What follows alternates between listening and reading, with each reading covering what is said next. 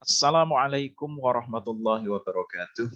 Salam sehat dan sukses selalu para pemirsa yang saya hormati, utamanya rekan-rekan, Bapak Ibu dosen, wabil khusus lagi adik-adik dosen muda. Ini di penghujung bulan Mei ada kabar terbaru dari Direktorat Jenderal Pendidikan Tinggi Kemdikbudristek bagi rekan-rekan, adik-adik, para dosen yang saat ini sudah memiliki jabatan fungsional lektor, mau mengusulkan ke lektor kepala. Ya, jadi ada kabar baru dan saya menamakan ini semakin mudah. Dan informasi ini berlaku mulai 1 Juli 2022. Nah, Ibu Bapak, Saudara yang saya hormati, ada dua hal setidaknya informasi yang saya maksudkan di penghujung bulan Mei, kabar melalui surat Dirjen Dikti nomor 0403 dan seterusnya, tertanggal 25 Mei 2022 tentang penyesuaian pedoman operasional PAK khusus tentang masa kerja dosen, dan yang kedua adalah surat bernomor 0434 dan seterusnya tertanggal 31 Mei tahun 2022 tentang kebijakan PAK. Baik, kita sampaikan satu persatu. Yang pertama terkait dengan surat nomor 0403 tertanggal 25 Mei tahun 2022. Namun sebelum saya lanjutkan informasinya, bagi yang belum, Bapak Ibu boleh klik tombol subscribe dan like channel saya. Baik, di surat ini perihalnya adalah penyesuaian pedoman operasional kenaikan jabatan fungsional dosen, lektor kepala, ini salah ketik ini ya, lektor kepala ya, dan profesor tentang masa kerja dosen ya. Nah, di sini kalau kita baca agar bisa memahami isi surat ini secara komprehensif, di bagian awalan paragraf 1 ini berkaitan dengan yang pertama adalah pedoman operasional penilaian angka kredit kenaikan jabatan akademik pangkat dosen tahun 2019, itu dokumen yang pertama. Juga terkait dengan dokumen yang kedua adalah lampiran tambahan suplemen perubahan dari PO PAK ini. Jadi ini tidak bisa surat ini dibaca sendirian, tetapi harus dikaitkan dengan dua dokumen. Intinya dari surat ini adalah ada beberapa ketentuan yang dihapus dan dinyatakan tidak berlaku terhitung mulai 1 Juli tahun 2022. Dan ini angin segar untuk rekan-rekan dosen yang adik-adik dosen muda yang saat ini posisinya sudah di lektor dan mau mengajukan ke lektor kepala, utamanya lagi adalah yang punya masa kerja kurang dari 8 tahun. Nah, baik, kita telusur dua dokumen di atas ini biar pemahaman kita menjadi komprehensif. Yang pertama adalah dokumen ini. Yang kedua dokumen ini, surat tertanggal 23 Juni tahun 2020. Nah, dua dokumen ini jika para pemirsa ingin menelusur, bisa diunduh di laman yang sudah saya tulis di deskripsi. Ya. Baru kita membaca ini, ya. Ini surat ini tertanggal 25 Mei tahun 2022. Nah, isinya adalah ya. Jadi ini ya kurang dari 8 tahun yang akan mengajukan ke lektor kepala. Saya bacakan ya. Seseorang ketika diusulkan ke lektor kepala dengan masa kerja kurang 8 tahun, maka ada dua syarat. Ya, dua syarat. Ini dulu yang tertulis di tahun 2020, yang ini dihapuskan ya. Dua syarat. Yang ini dihapuskan dua syarat itu. Ya. Dua syarat itu apa? Intinya saja panjang itu boleh dibaca, tetapi intinya mereka yang mau maju ke lektor kepala tetapi masa kerjanya kurang dari 8 tahun sejak pengangkatan pertama dalam jabatan fungsional asisten ahli, dia harus punya jurnal yang terindeks di data internasional bereputasi.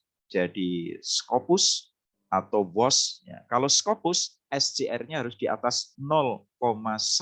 Ya, 0,1. Kalau WOS 0,05. Jadi ini. Ya. Di samping itu, dia juga harus, dosen tersebut juga harus melampirkan bukti proses pembimbingan paling sedikit setara 40 angka kredit. Nah, ini sudah dihapus ketentuan ini. Nah, kalau kita telusur, berarti ya syarat untuk menjadi lektor kepala, baik yang masa kerjanya kurang dari 8 tahun, maupun yang di atasnya tentunya. Jadi artinya ini dosen muda yang kurang dari 8 tahun, sekarang ketentuannya sudah sama dengan yang senior, yang masa kerjanya lebih dari 8 tahun. Apa itu syaratnya? Kita lihat di sini. Kita lihat yang nomor 3. Nomor 3. Kalau seorang lektor kepala dari magister, maka dia wajibnya hanya jurnal internasional, bukan bereputasi, jurnal internasional. Bahkan kalau dia doktor, maka cukup jurnal terakreditasi nasional yang dulu, kalau yang sekarang adalah peringkat Sinta 1 dan 2. Sinta 1, Sinta 2 ya. Jadi peringkatnya di Sinta 1 atau 2. Nah, para pemirsa, ini ketentuan ini ada di surat yang di tahun 2020.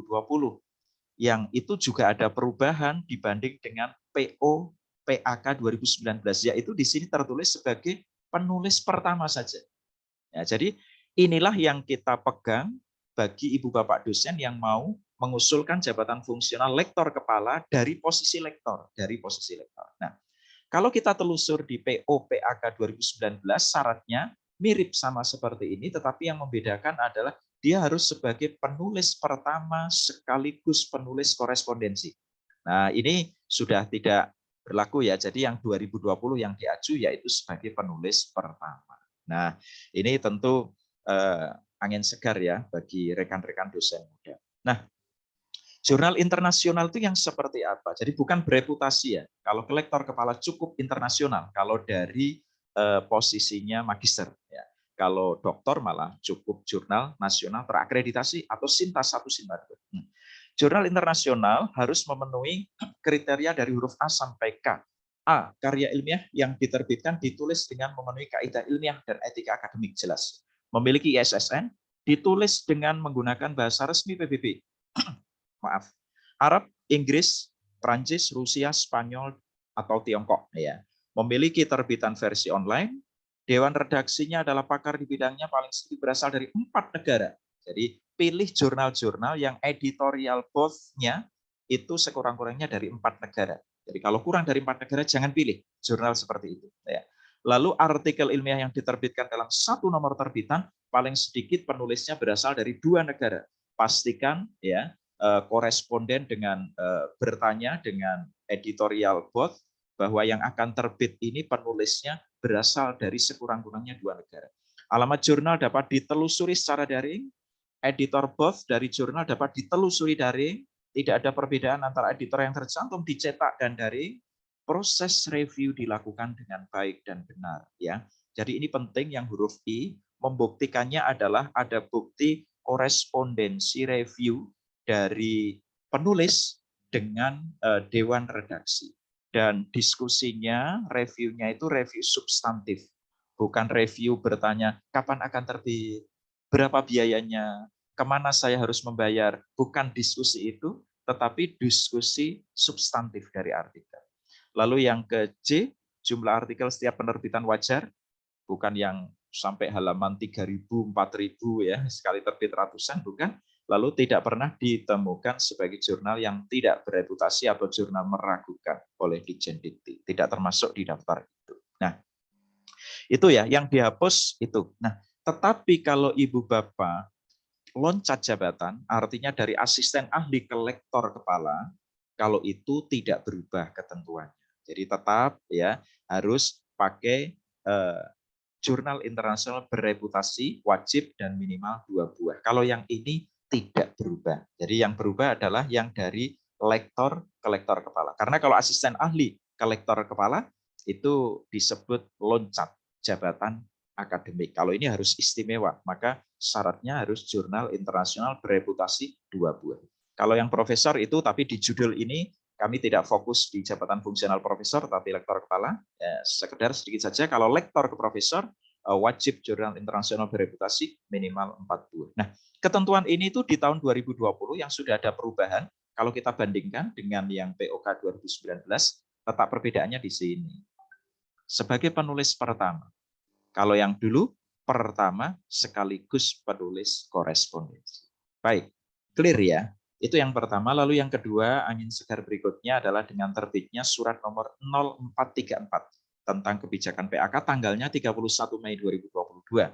Ya, ini suratnya. Ya. Nah, ada beberapa yang diinformasikan dalam surat tersebut, tapi saya fokus yang huruf D. Mekanisme penilaian usulan kenaikan jabatan fungsional ke jenjang lektor kepala dilakukan di perguruan tinggi negeri. Untuk rekan-rekan dosen PTN, jadi cukup di perguruan tinggi masing-masing. Ya, bagi rekan-rekan yang swasta itu, ini kalau kita lanjutkan, ya, perguruan tinggi negeri, perguruan tinggi kementerian lain, atau lembaga pemerintah non kementerian dan atau lembaga layanan pendidikan tinggi pengusul. Ya, LL Dikti untuk rekan-rekan yang dosen dari swasta. Jadi seperti usulan ke lektor ya lo yang kemarin ya. Tetapi tim PAK-nya tetap jadi oleh tim penilai yang telah ditetapkan dalam surat keputusan Direktur Jenderal Pendidikan Tinggi, Riset dan Teknologi. Jadi kalau dosen-dosen perguruan tinggi negeri, mekanisme penilaiannya dilakukan di perguruan tinggi negeri tersebut, tetapi tim PAK-nya yang menetapkan itu adalah dari Direktur Jenderal Pendidikan Tinggi. Ya, jadi itu. Sedangkan untuk profesor tetap, ya, profesor tetap. Saya kira ini angin segar. Saya mohon maaf di judul itu tertulis semakin mudah, tetapi perlu saya luruskan. Maksud saya semakin mudah ini bukan mudah secara substantif ya. Artinya proses administratifnya menjadi lebih sederhana. Tetapi saya yakin mutu penilaian secara akademik dan substantif tetap sama. Karena ketentuan yang diacu sama, yang menilai di perguruan tinggi atau di Jakarta sama saja tetap menjamin mutu penilaian. Demikian yang dapat saya informasikan. Terima kasih. Semoga rekan-rekan yang akan mengajukan usulan jabatan fungsional ke lektor kepala diberikan kemudahan, kelancaran. Sukses selalu. Wallahul muwaffiq ila aqwamit thoriq. Wassalamualaikum warahmatullahi wabarakatuh.